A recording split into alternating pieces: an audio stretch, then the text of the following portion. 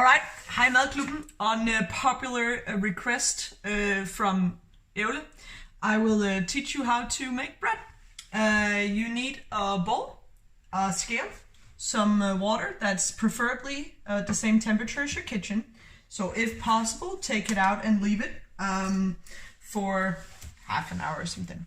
Then you need a sourdough. This is my sourdough. The name is Frank. And you see all the little bubbles here means that it is nice and fermented. When you feed it, it tends to then rise for somewhat from 12 hours to 24 hours, depending on how warm it is in your kitchen. And as long as it has risen, then you can use it within half a day or something. If you don't have a sourdough, you can get some of mine. All right, so I will now make the bread. So you need the water, about 240 grams. So here go to 240 grams. There you are. Nice. All right, 240 grams of water, that's same temperature as your kitchen. Then we need some of Frank. Stir them a bit. And I use 50 grams. Shoo. A little bit more. That's it. Just roughly. You don't want too much because then it rises too fast and it kind of, yeah, that's bad. I can't explain why. Yeah, then it eats things too fast and then it actually, the things that makes the bubbles inside the bread, you know, when you have the big holes, is because the yeast from the sourdough eats some of the flour and then makes gas. And you need a lot of water and you need some sourdough to do this. If you do too much sourdough, it rises, then it over ferments and stops gassing because it can't eat anymore.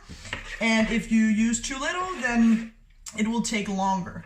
So if in doubt, it's actually a little bit better to use a little bit less sourdough and then you can just let it rise a little bit longer. All right, so I tend to stir this in because then I'm sure that there's no big bubbles in. And then discard the spoon. Then, so I'm bold. I put it directly in here. You can measure out the flour on your own in a bowl on your own if you want, but I've done this a few times, so I'm not gonna lie, so I dare to do it directly into the bowl. I need, this is fuldkorns Ølands hvedemel. I really like the taste of it, so I use 100 grams of this directly into my water. 100 grams, be careful to measure it out right. All right, 100 grams. Oh my God, I might be too careful. All right, so keep going. 100, there we go, 100 grams. And then I'm gonna use regular, so use økologisk, strong bread flour. And strong, it just means that you have a lot of protein in. So look at the package on your flour and you want the one with the highest protein content. It is usually 12 grams. And for some reason, a lot of økologisk flour tend to only have 11%, whereas non-økologisk have 12%. I don't know why. And there's of course different brands. The fancier flour you buy, usually the higher the protein content. But look at it. You want as much protein as you can get because that's what makes the gluten and makes your dough nice and side.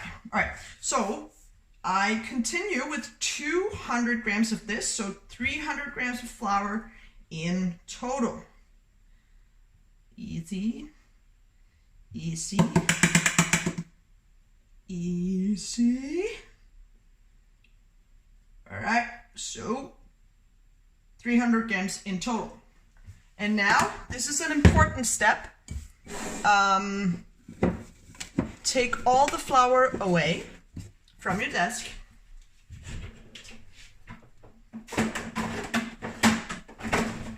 So you don't get tempted to put more in, because this dough is going to get super sticky. And I'm just going to wash my hands.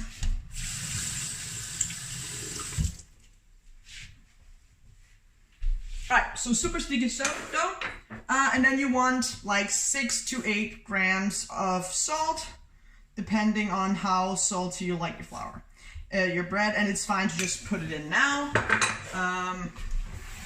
Right, now time for mixing. Clean hands, and I just use this spatula thingy because this is gonna get super sticky. So I just use the spatula, scrape it down, mix it around, and I try to not use my hands too much because it's super sticky. All right, so mix.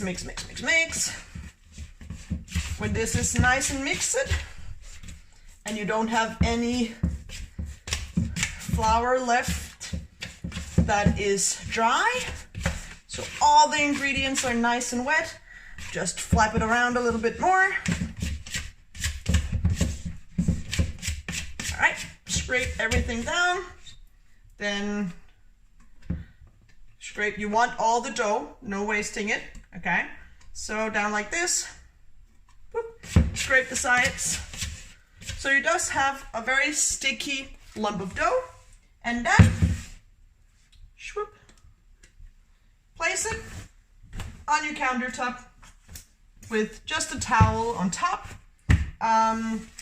You can have a damp towel if you like, but if the water and the flour is the same temperature as your room, the water is not going to evaporate. If the water is colder or warmer, that might tease you a bit. So make sure that the water is the same temperature as your room and the flour.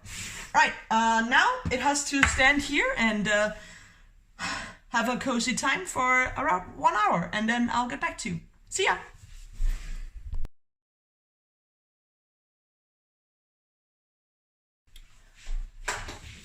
Hello again, Madklubben. I'm just gonna wash my hands. And the spatula thingy. Alright, so next step in the Milo's bread making here is you need to fold the dough. It's been about an hour since I made the dough, as you have perhaps already seen in the beautiful wake video that I made you. Now you take the dough, it looks like this. And I have wet fingers, which helps so that the dough doesn't stick too much. I oftentimes have a little thingy with water so I can dip my fingers in it. It's very important that you don't put on more flour. That's why we put the flour away, right? So everything is nice and damp so the dough doesn't stick too much. And now you're seeing that it's starting to develop some elasticity. So I'm just gonna go around the bowl and stretch it a little bit and fold it over. Stretch and fold, stretch and fold, stretch and fold, stretch and fold, stretch and fold.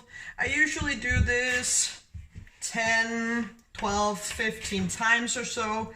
It's kind of a feeling thing. You want to make sure that you get all the way around. And I'm only stretching and folding. I'm not kneading it, I'm not punching it, I'm not doing anything other than stretching and folding it. So two things develop gluten, and gluten is the thing that makes sure that the dough can go nice and stretchy. That is thyme, and that's what we're working with sourdough. Thyme develops gluten and flavor. And then it's also this stretching or kneading part that helps develop the gluten. I also want to build some structure into this dough so that when I bake it, I get these nice, a little bit chewy dough, chewy breadcrumb with the nice big holes, and it contains a lot of moisture and a lot of air. So I have folded this. Now I just kind of scrape and put it in so I feel like it's nice and tucked. Then sometimes I put a little bit of water on top so it doesn't dry out. put the cloth over, put it aside, wash my hands and the spatula, and then I'll see you again in maybe 2 hours.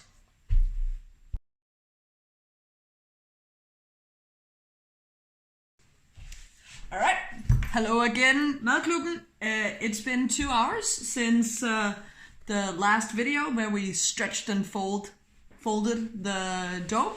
I know that we had an intermission with sourdough, but now 2 hours since the last fold, and we're gonna look at it again. I'm gonna wetten my hands and this so it doesn't stick.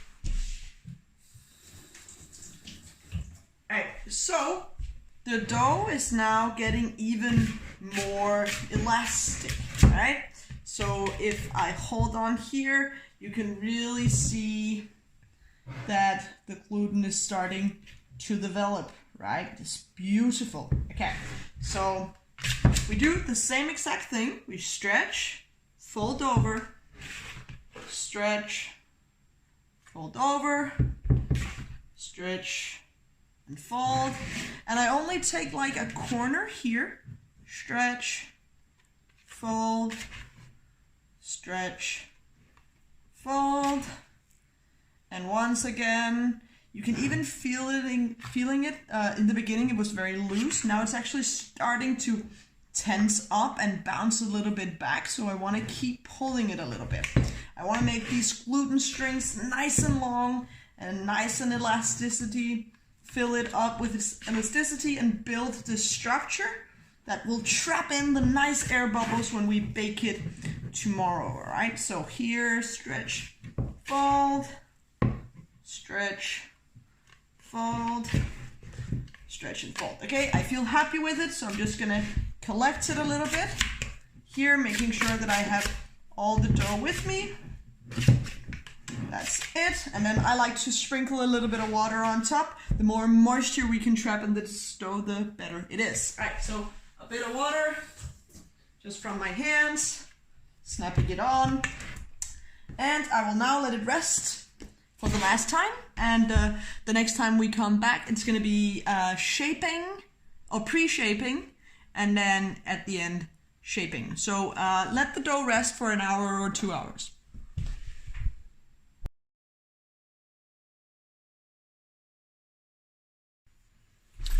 All right, hi Madklubben. So now it's time for what you in bakers called the pre-shape. So it's the final touching, or the second to last touching of the dough, where we kind of get it a little bit dusted with flour and then pre-shape it. And then in half an hour or so, we're gonna actually shape it and then put it into a basket for tomorrow to bake.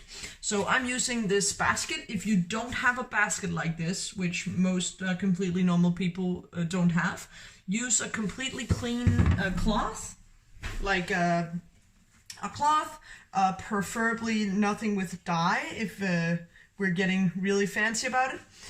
And just make sure that it's completely clean and washed, thoroughly washed. And then just like pop it into some kind of container. It can be a bowl or something, it doesn't really matter. Dusted with flour, so everything else is completely the same. Just use a bowl or a bread form of some kind with the cloth in. All right, so now I want to show you the dough here. We can see the gas bubbles are already developing. So for sourdough, it takes longer time to develop than if you use yeast. But you can actually see here that it has a little bit of air bubbles in, which is, let me see if I can show you here. See, there's a little air bubble here and here. That's a very, very good sign, of course, because air is developing in our dough. So I'm gonna take a little bit of flour and just slightly dust the table. And then I'm just gonna scoop it all out. It's super sticky still because it's like 80% water. So it's quite sticky dough, but that's what makes it nice and moist when it's done. All right, so here, lightly floured. I also lightly flour my hands like this. Then I grab the dough and I fold it once over and over the other side, the same here and here. Okay, so I folded it 4 ways. It's very sticky here. I'm just gonna scrape off the dough. Okay, and a little bit more flour. Okay, so I do this a few more times. So here, about halfway in, from here, halfway over, here, halfway, and again, halfway. Kind of keep folding in the sticky bits. So you have, it gets, and I'm using very light fingers, no hard pressing or anything because it's super sticky. So if you start pushing or it be too rough with it, it's just gonna stick to your fingers and to your table. Okay, so I'm not kneading it, I'm gently folding it into a ball, taking the sticky bits and folding them over and over and over. Keep folding them. Folding, folding, folding. All right, so now my dough is having like some tension on top. Okay, so I'm gonna clean off my fingers and then I'm gonna show you a little technique. So I took that off the flour. I want some flour on top. This is now the non-sticky side. The underneath here is still a bit sticky. Okay, so I can use my scraper again and I'm just pushing under. And because it's still a little bit sticky, it actually kind of sticks to the surface. And right now I'm building tension on the top of the dome here, you see? So keep scooting in like this, building the tension, and so on. Okay, so you can also use your hand to very gently, I'm using very soft motions, go under, build the tension, build the tension, build the tension. Okay, so now it's nice and folded in. I'm just gonna leave it here for roughly half an hour and then we're gonna do the actual shape. Okay, so I'm just gonna show you one extra technique that you can use instead of this scraper thing. If you have your hands here, cup around like this, cup around, and then pull towards you, okay? Flip it, cup your hands, and pull. And pull. Don't worry about the stickiness on the table and the bottom of your fingers. That's fine, right? So here, nice and tight, and just leave it there for half an hour and then we'll be back.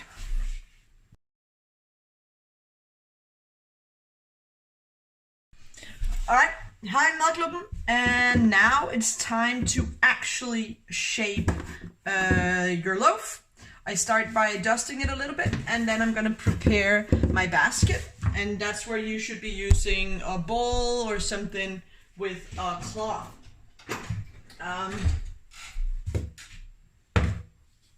You know what, for the sake of you, I will find one. Just a second.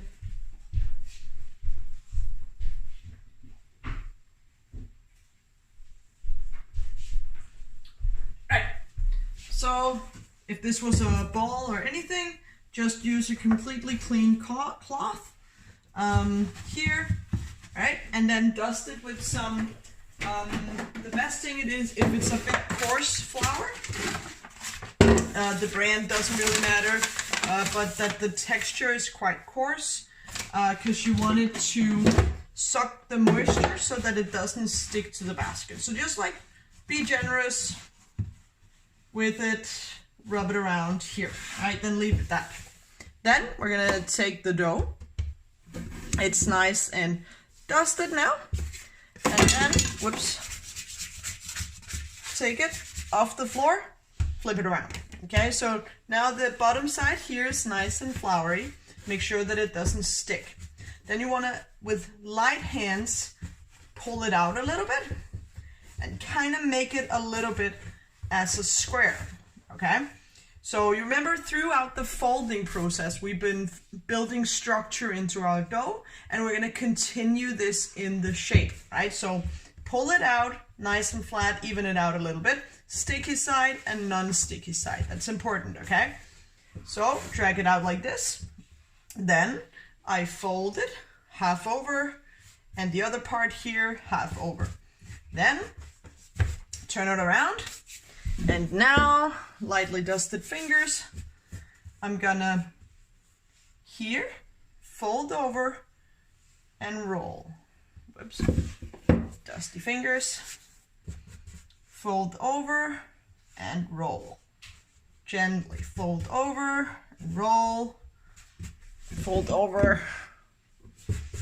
Need some dust here so it doesn't stick. Push it, roll back, push it here, and keep going. Gently, gently, gently. Building structure, shaping here, tucking it in.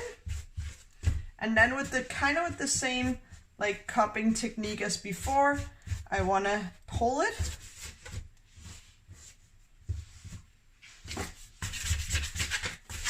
Right? So you want to shape this and keep it tight. You see the tension on the dough gets really nice. Okay. So do this. So I have a nice tension on my dough. I'm gonna dust it with some flour so it's handleable. And then I'm just gonna take it and drop it into my basket. And I took the non-sticky, so the side that was up, and flipped it down into the basket. Here, make sure that there's plenty of flour around it so that it can rise up without falling. Don't be afraid to put too much flour on. That's gonna suck the moisture out of the over part, the crust of the dough, and that's gonna help us make a very crusty dough, okay? So that we get a nice crust on, and if there's any excess flour, we can just like wipe it off tomorrow when it's done. I take it like this and I pop it in the refrigerator, and then it can actually keep for, so I would let it rest at least 8 hours in the refrigerator, and preferably like 24 or even longer than 24 hours.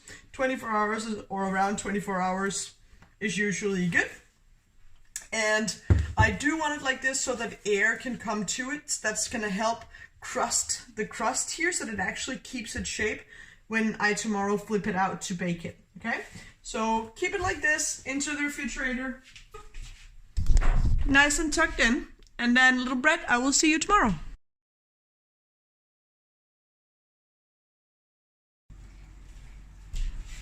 Alright, hi Madklubben. Now it's starting to get super exciting and we're ready to bake the bread. My bread has been in the fridge for just shy of 18 hours or something, so now it's developed nice flavor. It's right here. I will tuck it out, and I can see that it has risen a little bit, and it's really nice. So I'm just gonna tuck it aside, leave it in the basket, open it up, let it breathe a little bit, and then to the oven. Okay, so I have a baking stone, and I know that you might not have one, which is okay. But a baking stone, if you have one. Right, if you don't have one, use a baking a tray, and then flip it the other way around. Put it in. That's almost as good. And then, important step, you need something.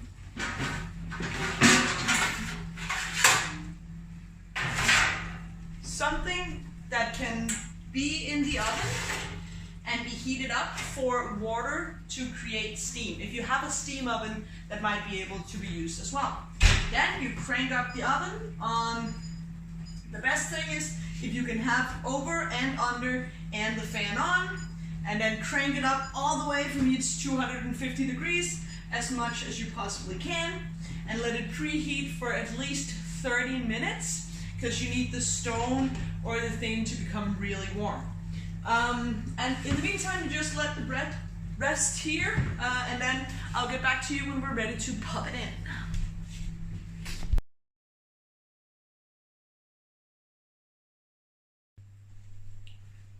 Alright, hi Madklubben. So we're ready to bake the bread.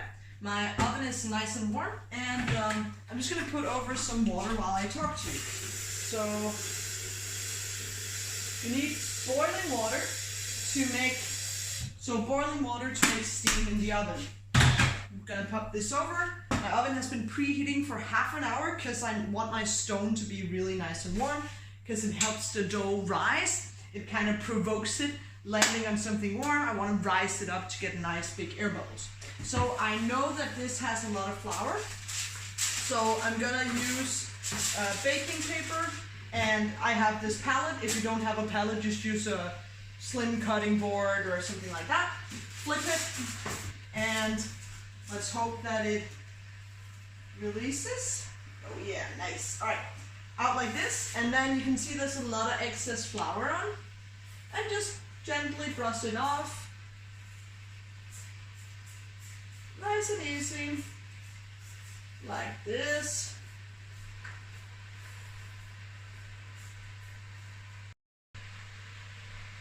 Yep, so just keep brushing it off, like this. Alright, brush it off, and just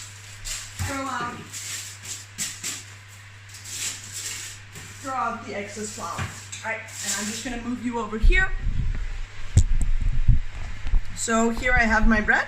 I've taken off most of the flour. It doesn't matter if there's a bit of flour on, it's not really important. And now for the fun part. You need something to cut it with. I have this with a razor on. You can use a really, really sharp knife, or it's also possible to skip this step. So remember, we folded and folded and folded. I want to do it this angle, not just like this. You can do it, but this makes it open up nice, okay? So here, I'm just gonna make it a nice and deep cut here. Nice and deep, so it can open up really good. All right, like that. And I'm just gonna let my water boil. Hopefully it's soon there. Okay. So I'm gonna pop you back here. Right?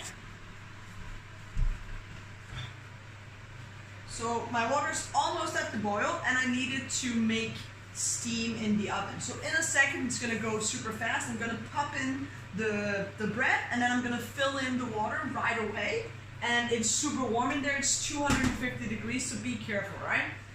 So, water boil, come on.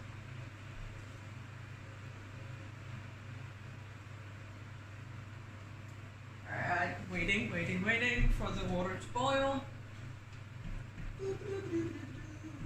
And it's gonna be interesting to see what happens, if it's gonna look good or not.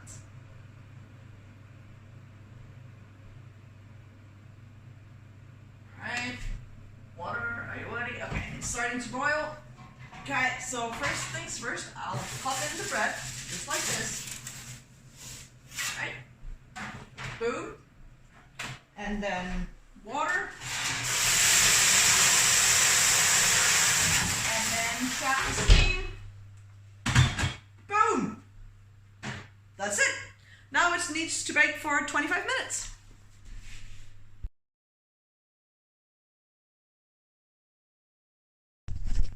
Alright, hey, so the bread has now been in the oven for around 25 minutes on 250 degrees. And let's look. Ooh, pretty. So usually I like to make sure that it's completely baked through, and I like a little bit of a thick crust. So I will turn it down a little bit here for just like 190 degrees.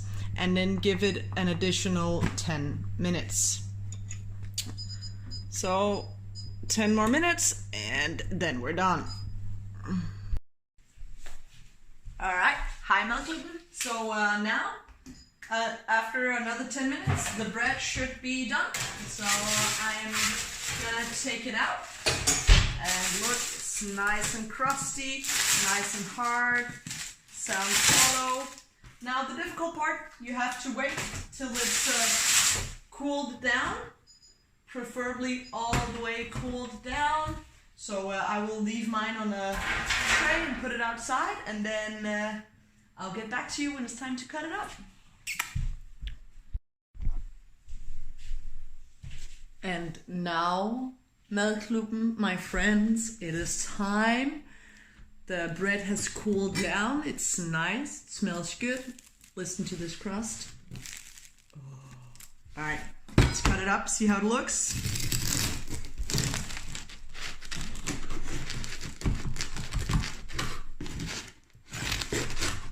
Okay.